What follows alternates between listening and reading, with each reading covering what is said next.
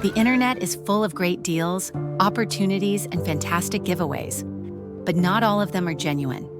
Some are bait, designed to lure you into unintentionally downloading malware or revealing confidential information, both personal and organizational.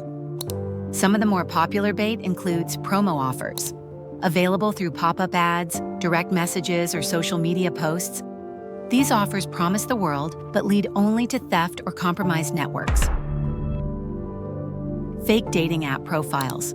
Prospective soulmates that just need a little help with their bills this month or have an excellent Bitcoin investment to tell you about. Or tech support scams, pop-ups that inform you of all the malware infecting your system. Malware that can only be removed by downloading a helpful security tool or giving their technician access to your system.